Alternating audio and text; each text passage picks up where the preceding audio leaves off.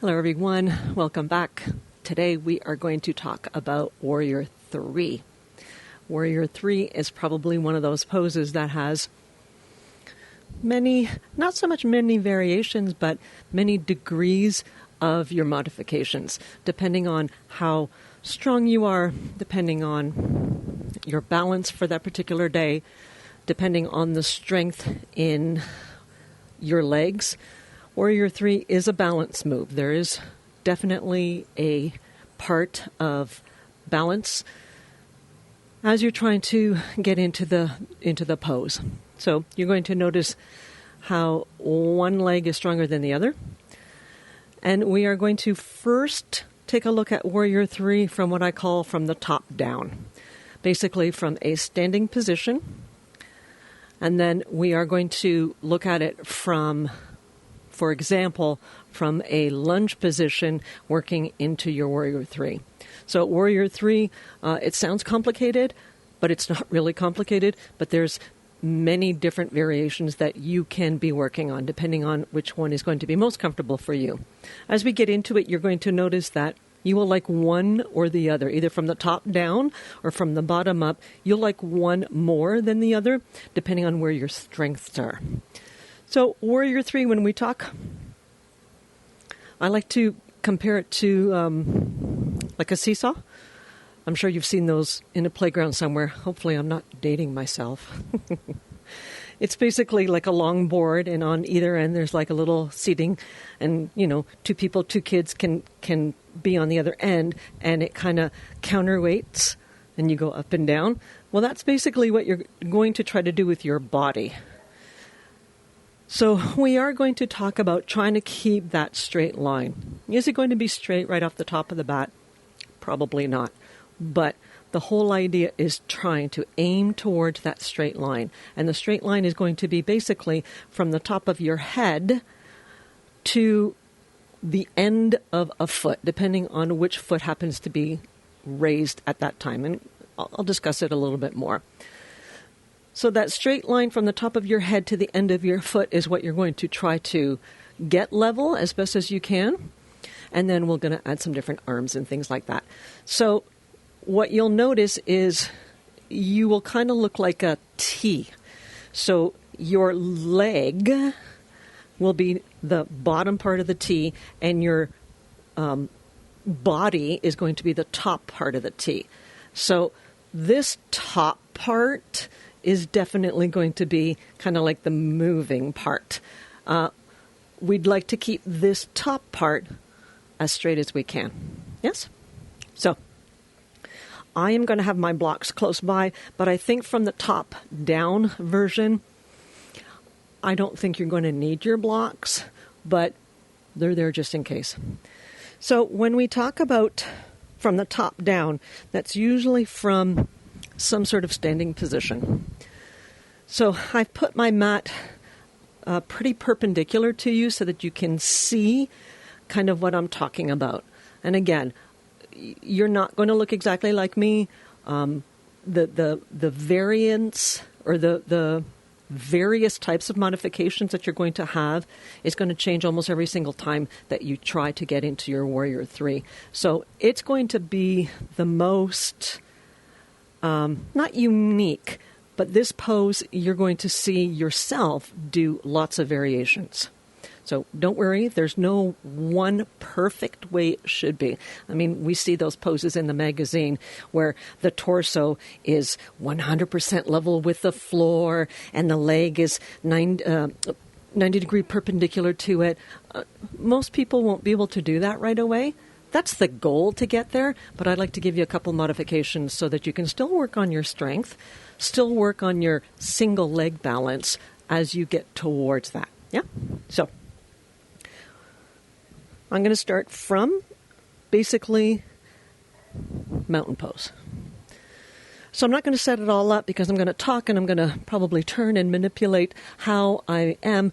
But when we get into the flow, you will be either already have set up your mountain pose, and then we would be going into Warrior 3. So what I like to talk about is this straight line. So in your mountain pose, you are trying to be in that neutral spine. Yes, you might have a little bit of a hinge. You might have a sway in your back, but what you're trying to get is that natural S curve. Yes? So we've got that. Now, we want to do a little bit of hinging. And what I want to talk about first is our legs. When we start working into Warrior 3, we want to move our leg and the torso at the same time. So for those of you who have really balance issues, I'm going to break it up. So we're going to start with our leg first. So when we take a little step back, the tendency that happens is we bend our knee so that we can put our foot back, right? So right away, I have kind of broken that straight line, yeah? So you'd like to try to step back by having a straight leg. And you might even notice immediately to do that, you have to kind of tip your torso a little bit. So now I'm trying to get that straight line from the top of my head down through my torso, down to my heel. My foot might have a little bit of an angle here, but at least down towards my heel. So to get my foot back, automatically a little bit of a hinge forward. Is it 100% straight? I don't know. You can tell. Maybe yes, maybe no. But I do want to avoid having this bent foot and say, oh yes, I stepped my foot back. Yeah. What I also want to avoid is too much of this. As we start to hinge, you're going to notice that you're going to want to take that upper torso and hinge it more.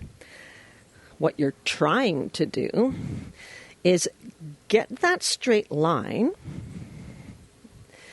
and then as your torso is hinging forward, you'd like to, at the same time, you'd like to try to take that foot back. And this is where I'm talking about most people will tend to lean forward and then try to get this leg up because it's easier. It's easier, especially if your balance is poor. That is easier to do. But what you're trying to do is have your straight line from your head down to your heel, yeah? And then as I refer to that teeter-totter, I'm trying to hinge with that straight line from the top of my head down to my heel in a straight line. Is it 100%? I don't know. I can't tell. I can't see from here. You can probably see better. So as you're trying to do that hinge, you're going to notice that the leg that goes up and down is not really the worker bee. It's the leg that's on the floor. So you might even notice that you have a tendency to A, hyperextend it, lock it out, or B, you have a tendency to almost half squat as you're working on this Warrior 3. You want to find that Goldilocks spot. Slight bend. Slight, not squat, but a slight bend. So I'm going to try to show you on this side. So mountain pose. There's my foot back, but here it looks like I'm trying to do a little hamstring curl, yeah? So don't want that. I want a straight leg. Automatically, I have to kind of hinge my torso a little bit forward. I'm trying to get that straight line. This leg, my supporter one, right now is my left one, I have a soft little bounce to it. So that when I start to hinge forward, I'm going to notice, oh, okay, I've just lifted my toe up off the floor, and maybe that's enough for you today. Maybe that's enough. Especially if your balance is not great, you're going to want that security of that toe on the floor. And until you build the strength in your leg, your core, you might notice that you really want to be close to the floor with that back toe. This is still Warrior 3. Yeah? Eventually, when this leg gets a little stronger so it can support you, your balance gets a little better, you'll notice that you can start tip, tip, tip, tip, tip. And again, try not to let that back leg sag down as you think you're tipping with your entire body, but you're just tipping the torso. This is just the torso going. Yeah? I want to have the back leg and the torso moving at the same time. Yeah? It's hard because it requires strength. It requires balance. It requires a little bit of confidence that you might, let's say you start and you lift that toe and you notice, uh-oh, my balance is bad. I don't have it. And you fall. Who cares? Start again. So, there's my mountain pose. I've done all those checks. Yeah. I'm taking my foot back, but I'm trying to get the bend out of my knee. So that would basically be my start position. I've lifted my toe, gauged my belly. I'm going to try to hinge the torso down and lift the leg up at the same time. You're going to notice that your supporter ankle is working like crazy. You might even need to incorporate those toes on the floor to kind of grip so that you have the confidence, you're feeling grounded into the floor. And as you work your way into more and more and more of a hinge, hopefully you can keep that line nice and straight. Oh, I'm going to fall.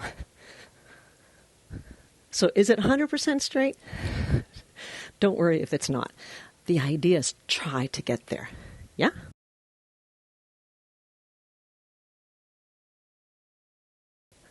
Let's start talking about arm variations in Warrior 3. When you start to find that the leg and the torso is very easy for you to manipulate, you don't find enough challenge, you're going to start adding different arm variations. So, to show you the arm variations, I'm going to take a very easy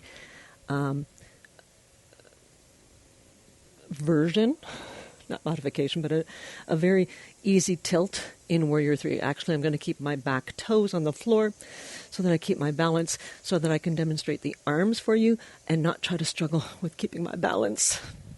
So let's just say I have my nice, easy tilt of the torso. I'm trying to keep that line nice and straight. I'm probably going to come out of it a little bit as I demonstrate. But your first variation on your arms is probably going to is for you to have your hands on your waist, because that's going to keep you relatively close to your body.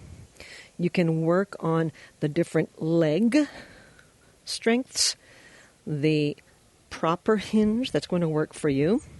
And keeping your hands on your waist probably is going to be the easiest for you. Now, you might find that hands touching you doesn't help you in your balance. You might notice that maybe reaching your hands back behind you and kind of using them as little rudders, maybe that's going to help you work on your balance. Yeah? If you're already at that point where you're reaching your hands back behind you, see if you can avoid, see as you're reaching those hands back behind you, if you can open up the collarbone. So you might as well already put that in. I'm reaching my hands, I'm trying to open up the collarbone, roll the shoulders back, and I've already made it a little harder. Yeah? Once you get to a point where that's too easy, the next variation on your arms could go from back here. Very similar, I think we've already seen these arms before, is taking them out to your T position. in that wingspan from fingertip to fingertip out to the sides. That's going to maybe help you take your hinge a little deeper. Maybe it's going to help with your balance. Maybe it's going to hinder it. Again, another layer that you can add in to start playing around with your Warrior 3. And then eventually, you'll be in your full expression or your start progression, wherever you are in Warrior 3, with the body and the leg. Maybe you've played around with hips, reaching, T-arms, and you're like, those arms are way too easy. Well, how to challenge it is to direct the hands forward. This is going to probably want to pull that torso first. So this is your most challenge, is to keep that body alignment, keep the arms straight forward, and still keep that nice straight line as best as you can. You might start with these arms and go, oh no, I need to change. So again, the good thing or bad thing about having all the modifications, you can play around with a bunch of combinations of your arms and legs. Yes? So that is coming from a vertical standing point of view, tipping into your Warrior 3. So that's what I call from the top down. Now, Warrior 3, you could be coming into Warrior 3, for example, from a lunge position. And this is where I'm going to use my blocks. And this is going to be very similar to some things that we talked about in our runner's lunge. Yeah. So, two similar blocks. Okay, so there are my blocks. Let's say in our flow, we've already got to a point where we have got to our lunge. And even if you're in a progression that you're still working on a back knee low lunge with the back knee down, very similar to progressing into Warrior 2, once you start that movement, the back knee has to lift. So very similar to that, once you start your movement from your lunge into your Warrior 3, if you've started your lunge in a knee down position, you're going to have to lift the back knee up to see if you can try to get into Warrior 3. Yeah? So, here's my lunge position. Now, I might have my hands on the floor, but I'm going to use my blocks to show you how you can use that height of the blocks to help you get up. So, here's my lunge position. My hands are going to be on the blocks here to make it a little bit easier for me. Now, at first, I'm going to use my hands on the block to help me. So my straight line from my head down to my heel isn't going to be 100% straight. You'll see in a minute. As you're kind of lifting that back heel up off the floor to try to get into Warrior 3, this is where that line may not be straight. So again, my front knee over my ankle, that's going to help me in propelling myself into Warrior 3. So my front leg is going to be this quarter leg, and as I try to shift forward, I'm going to put some weight into my hands as I try to lift that back leg. So I can have my hands flat, I can have them on TPs, I can have my hands down onto the floor if I can support myself doing that. But you might notice, okay, my hands are on the floor, I can't get that back leg up. That's when you use your blocks. Very similar to that runner's lunge. If you find that you can't lift, use the blocks. Yes? At first, if you're coming from the bottom up into Warrior 3, from your lunge, hands on the blocks, you're going to notice at first a lot of your your weight is going to be dumped in your hands. No problem. Do that at first. Yeah? Here's my lunge position. I'm trying to lift that back leg. At first, you're going to notice a lot of weight is in your hands. So very similar to that runner's lunge that we previously talked about. I'm going to try to get light on my fingertips. This is really when you're going to see the strength in your supporter leg. So you start in a lunge position, but eventually this leg is going to straighten out a little bit more as you progress. So again, very soft bend in that knee. When you're in this position, you're going to notice that you might want to cheat a little bit. I'm hoping you can see how I'm lifting my back leg, but I'm turning my hips to the side. I'd like to keep my hips still parallel to the front of the mat. Like in mountain pose, like a crescent lunge. Not Warrior 2. Warrior 2, the hips are open. So in Warrior 3, I'd like to try to keep the hips parallel to the front of the mat. You might notice that as you're trying to lift, there's going to be a little bit of shift in those hips, but the goal is to try to keep them forward. So there's a lot of little bits here, a lot of moving parts. So as you're working on strengthening lower legs, as you're working on strengthening your Warrior 3, okay, you get to a point where I can be maybe a little lighter on my fingertips. Maybe I can take one hand away, watch the hips. Maybe I try the other hand again, still trying to keep those hips parallel. And then maybe my supporter leg down here is so strong that maybe I can let go of those blocks. Maybe I can come to another variation with my arms back. My ankle is working. Maybe I come up and go, no, I have to come up. Maybe I try some different arms. Is my line 100% straight? Maybe yes, maybe no. Maybe I'm getting a little tired and I'm kind of losing my balance. Then I have to come out and I try it again. Yeah. So Warrior 3 is a balance component.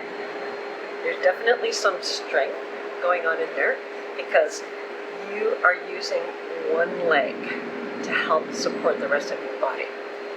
So if you notice that one of your knees isn't as strong, maybe one of your ankles isn't as strong, you're going to find that one side is easier than the other. And that's okay. That's just going to be more information for you to take in. So you're going to know that. You're going to see eventually, it was way easier on one side, and then I got to the other side, and phew, I could barely do it. I had to choose another variation. So that's the information that you're going to start putting into as you're doing your flow. So you'll notice that some modifications you need to do for your left side are not exactly the same modifications that you use on your right side. So once again, lots of little tidbits of information for your Warrior 3, and when we start putting into our flow, depending where we're going into Warrior 3 from, where are we coming from? It might be from a standing position, we might have to use one variation. It might be coming from a low lunge type of idea into Warrior 3, so you might have to use some different variations. So again, pick and choose. That's the whole idea of these little explanations of the poses, is for you to find and have in your toolbox all the different variations. And even if you forget some of them as you're working on one part, that's maybe a struggle for you, but you can go back and go, what was that other variation that we talked about? Oh, I don't need that one right now, but maybe later I need it. So once again, that is Warrior 3. And hopefully we'll start adding that into our videos. So that's it for today, and we'll talk soon. Bye for now.